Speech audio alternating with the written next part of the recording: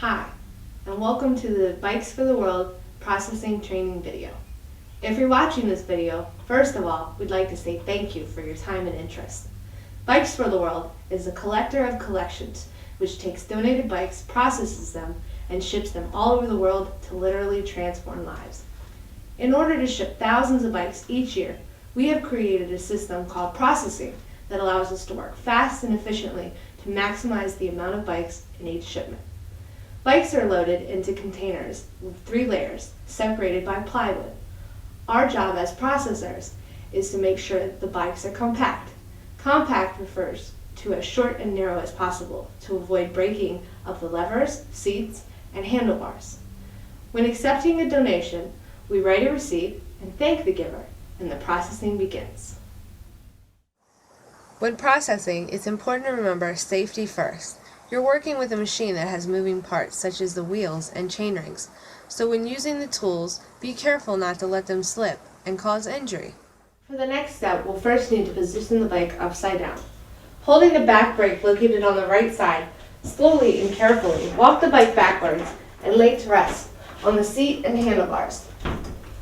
We're going to be doing the pedals next. For this, we'll need our pedal wrench. Positioning yourself at the front of the bike and using your body weight as leverage, turn the bolt over the top and towards the front.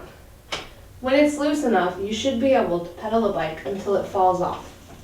When you're doing this, it's important to remember to go slow, because the faster you go, the faster the wheel goes.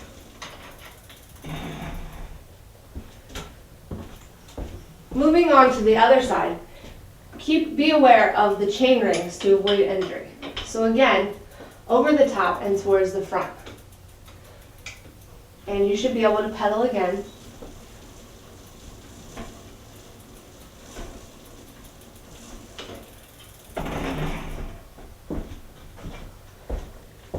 And now that you have the pedals off, slowly flip the bike back over and attach the pedals with a zip tie.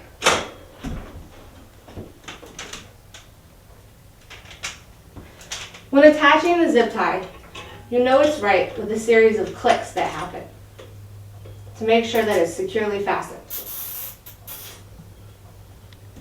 The next step is lowering of the seat. Some seats have a bolt that needs to be loosened before the seat can be lowered, then retightened again.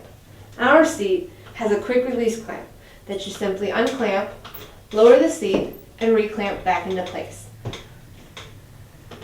Let's move on to the next step. The last step of processing is the handlebars.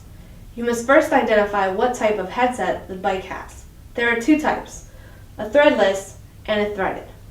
The threaded headset has threads within the steering tube and a stem bolt that controls the height and positioning of the handlebars. This will be demonstrated later on our bike. The threadless headset, unlike the threaded, is smooth within the steering tube. It has a top cap that must be loosened. Then the stem binder bolts can be untightened to turn the handlebars to the side and down if needed.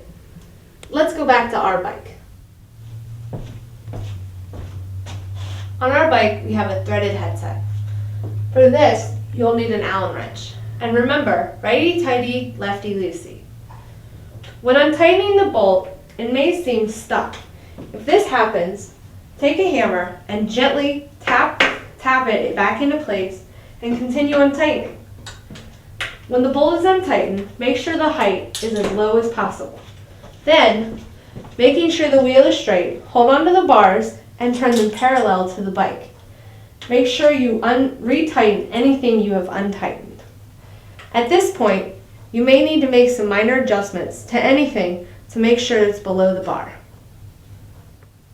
If you process your bike correctly, it should look like this. As short and as narrow as possible with the pedals attached to the bike. We sort the bikes by wheel size, located directly on the wheel. So when you find the wheel size, you can sort them with the others, nose to tail and side by side, and they'll be ready for pickup. This concludes the processing training video.